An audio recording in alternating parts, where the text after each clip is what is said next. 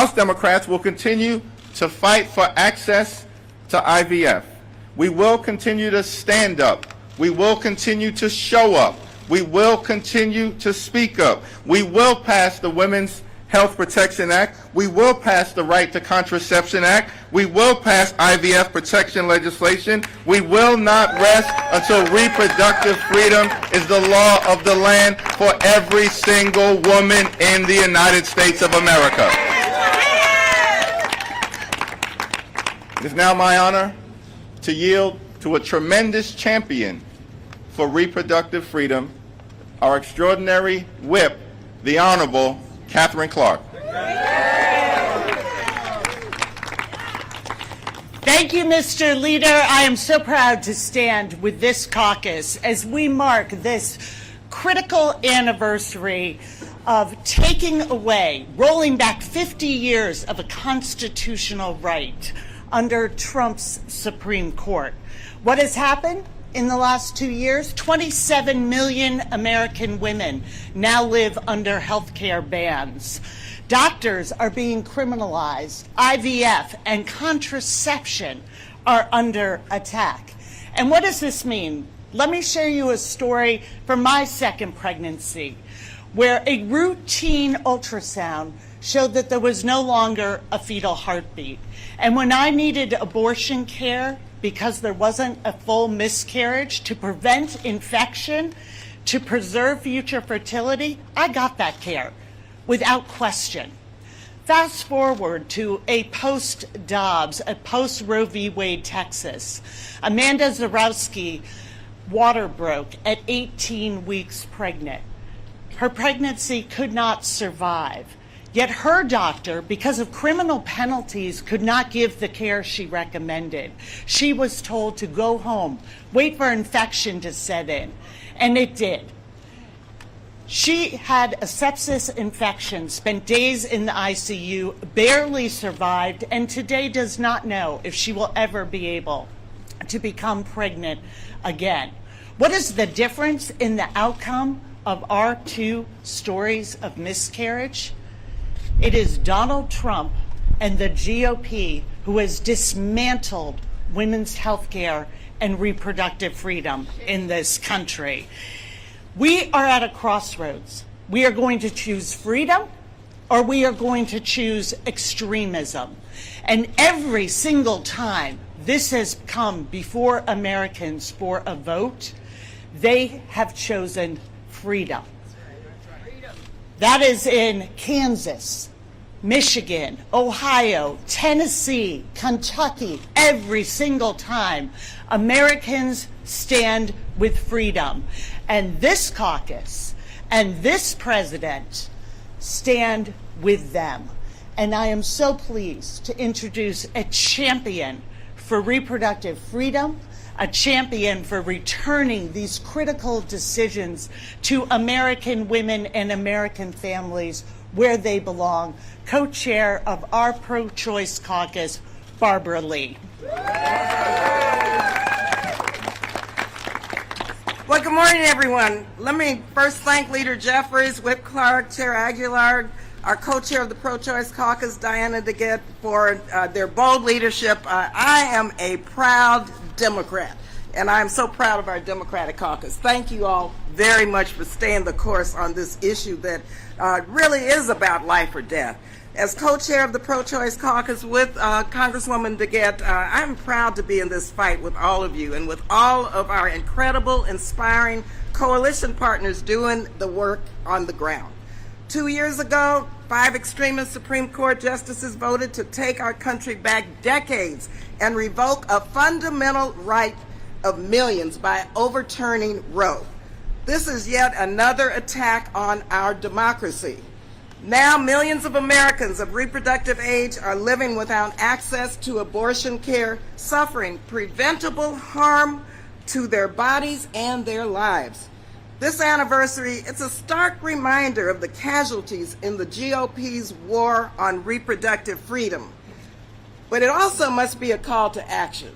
It's a wake-up call, because this cannot continue. Tonight, the 2 candidates for president will debate for the first time in this election. I hope the country is paying attention not only to how they talk about abortion, but what they've actually done about it. From day one, the Biden administration has shown a clear and early commitment to sexual and reproductive health and rights. He has taken concrete actions to protect access to abortion, including medication abortion, the ability to travel for reproductive care, access to affordable quality contraception, safeguarding the privacy of patients and healthcare providers, and more. The extreme GOP and their allies on the Supreme Court could not be more opposite. They've continued an assault on reproductive freedom through harmful legislation at each level of government and in states across the nation. Let's be clear. Republicans are ready and eager to institute a national ban and create more suffering. We cannot let them do that. We cannot let GOP extremism continue to subvert the will of the people. As someone who had an unsafe and illegal abortion before Roe, we cannot allow this country to revert back to those days. The majority of Americans support the right to an abortion. Our caucus won't stop fighting until our laws reflect our democratic values and our own freedoms to make our own health care decisions without interference, mind you, from judges and elected officials. Thank you again. And now I'd like to yield to our woman warrior, Diana DeGette. Thank you.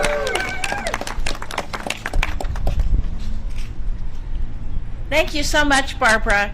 Well, as you've heard, it was 2 years ago today when the Supreme Court, for the first time in our nation's history, took away a freedom that all Americans have. And the results were swift and they were devastating. 21 states have banned or severely restricted abortion. And those laws took effect the very next day after the Dobbs decision. In Ohio, a young girl who had been the victim of rape had to be taken across state lines to get the health care that she needed. In Texas, as you heard, a woman was sent home because the doctor was afraid of criminal prosecution, and she almost died from sepsis before she could get the health care that she needed. I just saw the reports this week of the birth rates and the infant mortality, which have gone up since the Dobbs decision, Imagine the cruelty, and imagine the impact on countless Americans. 1 in 3 women, and more than half of black women in this country, live in states where they don't have access to abortions. And as states enact new and tighten existing restrictions, and as the impacts of these cruel laws grow, more and more Americans are being forced to leave their homes, to somehow take leave from their jobs and flee their states to get the care they need. And that's just the people who can afford to do that. Everybody else, too bad for them. In these draconian states, laws, they don't just affect states like Colorado or like Texas. They affect states like Colorado, my home state, where abortions have gone up by 3 times and where Coloradoans have to wait along with everybody else to get the health care they need. So what have the House Republicans done to alleviate this problem? They refused to take up the Women's Health Protection Act, but not only that, 187 members of the House Republican caucus have co-sponsored legislation that says that that personhood begins when the egg and the sperm meet, giving those fetuses the same rights from conception that all of us have today. What would that mean if that became law, that 187 of them have sponsored? It would mean that all abortions, no exceptions, from day one, would be banned. It would mean that in vitro fertilization would be banned. It would mean that many common forms of birth control would be banned. And it would mean that life-saving stem cell research would be banned. I am not exaggerating. I am not exaggerating. This is the agenda of the far right-wing extreme House majority. They don't really want to talk about it right now because they realize that the vast majority of Americans and the vast majority of their constituents oppose these extreme laws. But make no mistake, if they keep the House, if they take the Senate, and if Donald Trump wins the White House, this is exactly the far right majority that will enact these laws. We simply cannot let this happen on behalf of the American people, and we will not let it happen. One of the first bills we will pass in Congress, when we take the majority and Hakeem Jeffries becomes the next speaker, is the Women's Health Protection Act. And we will restore freedom for all Americans to make their own health care decisions, including abortion, for everybody in every state in this country, because that's the way we do it in America. I'm now pleased to introduce the primary sponsor of the Women's Health Protection Act, another fierce warrior for choice, Congresswoman Judy Chu.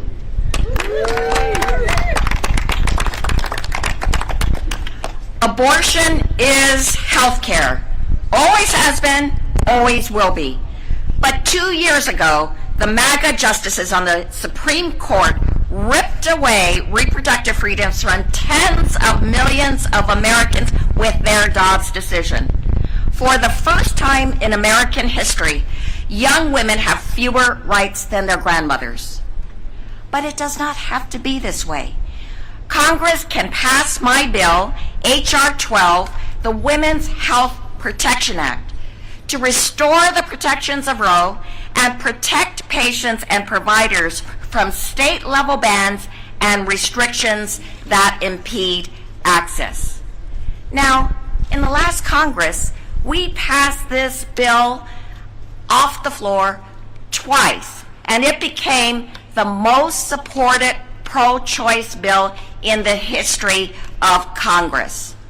And I know that when we take back the House, when we keep the Senate, and when we re-elect President Biden, this will be the first bill that will pass out of the floor and out of Congress. And with that, every woman in every zip code in this country will have the right to an abortion and reproductive freedom. You know, Republicans could provide relief to women in this country right now. But Republicans in Congress refuse to act. If Republicans had their way, Congress would pass a national abortion ban, and this would be a nation of forced birth. But we, the House Democrats, are not done fighting. When we once again control Congress, we will send a bill to President Biden to sign to restore and strengthen Americans' reproductive freedoms. And now, I would like to turn the podium over to a champion for contraceptive rights, Congressmember Kathy Manning. Thank you, and good morning, everyone. I am so proud to stand alongside Democratic leadership and my fellow House Democrats to draw attention to the widespread consequences of the Dobbs decision. 2 years ago, when that horrifying Dobbs decision was handed down, not only did it endanger women's health and turn back the clock on women's freedoms, but it also called into question other long-standing constitutionally protected freedoms. It gave extreme Republicans the green light to attack women's health care in any way they could, including by attacking birth control. In fact, in Justice Clarence Thomas's concurring opinion, he explicitly called for the reconsideration of Griswold versus Connecticut, the Supreme Court 1965 opinion that first established the constitutional right to use birth control. And that concurring opinion served as a rallying cry for extremist state legislatures to ramp up their attacks on birth control. That's why right after Dobbs was released, I introduced my Right to Contraception Act to safeguard that right for every American, the right to access the full range of FDA-approved birth control methods. The right to birth control is supported by an overwhelming bipartisan majority of Americans, and almost every woman will use some form of birth control during her lifetime. I've seen many of my Republican colleagues claim to support birth control, but when they're put to the test, they show us who they really are. Last Congress, 195 Republicans voted against the right to use birth control, including every Republican from the state of North Carolina. Republicans blocked the bill in the Senate, both last Congress and this Congress. Speaker Johnson has refused to move this bill in the House. Meanwhile, radical politicians in states across the country are sharpening their knives. We're seeing laws introduced to restrict emergency contraception, governors vetoing bills to establish the right to birth control, and watching as politicians blatantly spread disinformation to falsely conflate abortion with contraception. They're even going after IUDs, calling them abortifacients. So I introduced a discharge petition to force a vote on my Right to Contraception Act, and it's time for House Republicans to show the American people exactly where they stand on this issue. If they support birth control, like so many of them claim to, then they should sign my discharge petition and join us in making sure we can protect this essential form of health care. We can no longer play defense with our reproductive rights. We must go on offense and proactively safeguard birth control at the federal level. Thank you. And now I'm going to turn over the podium to my friend, our chair of the Democratic Caucus, Pete Aguilar. One second. For 1 second. I'm going to turn over the chair to my dear friend, Diana DeGette, who's going to step in Thank you. and help us talk about IVF. No. Okay. So I just want to jump in and say we just this minute learned the Supreme Court has in fact confirmed its leaked decision on the emergency abortion laws in Idaho just this moment. And so what they have done is they've dismissed the emergency appeal. What this means, practically speaking, is that women in Idaho, even despite Idaho's very restrictive abortion laws, will be able to still get emergency abortions while the court case makes its way through court. But let's not be under any illusions. Idaho only allows people in emergency situations, in emergency rooms, to get abortions. And so all the rest of the people in Idaho who need abortions as part of their regular health care still are banned from getting abortions. This is good news, but believe you me, it does not change any of what we've said today. Thanks, and thank you, Pete, for letting me jump in, and now I yield to our wonderful caucus chair. Thank you so much, Diana, for your leadership, and thank you to Leader Jeffries and Whip Clark for bringing us together today. We've heard from members who represent the country and our communities across this grand land to reflect the nation's rich diversity. But we are united by a common purpose: to undo the damage that Donald Trump's Supreme Court has done to the millions of American women living under cruel abortion bans. The Democratic Caucus is so fortunate to have an incredible group of leaders, especially those here today, in the fight for reproductive freedom. For 2 years, our members have been on the front lines, in their communities, and they will not stop working until abortion care is accessible for women across the country and IVF is safe from attacks of MAGA extremists. And we know we can't let up because extreme Republicans have shown time and time again that they will not accept anything less than a national abortion ban and to end IVF as we know it. House Republicans want to limit reproductive freedom. House Democrats say no. House Republicans want to go after contraception. House Democrats say no. House Republicans want to eliminate IVF and your ability to make your own decisions about your family. House Democrats say no. We will not let that happen. We will not let their extremism continue. Together, House Democrats will keep the focus on the issue of reproductive freedom from now until November. We will defend the right of every American to make their own decisions about when and how to start a family. Thank you so much for joining us.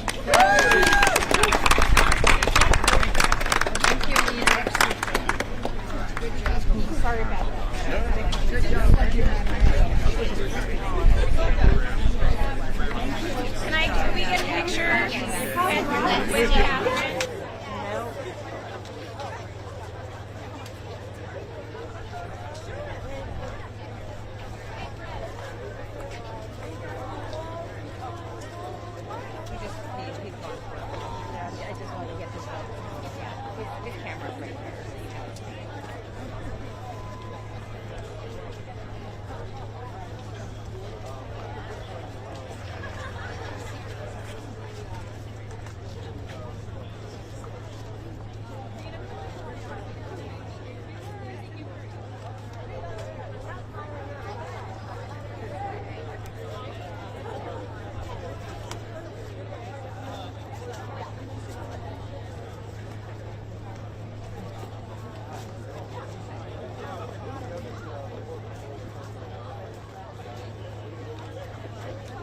Done?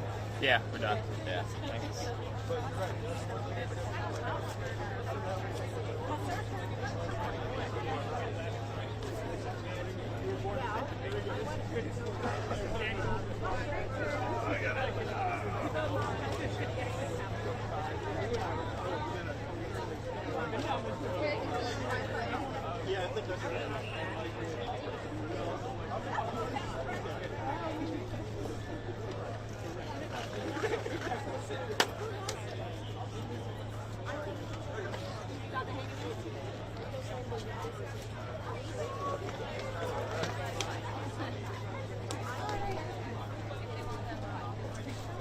Hey, do you mind if I take a picture of your rig? I convinced my boss to get me an FX6 and this is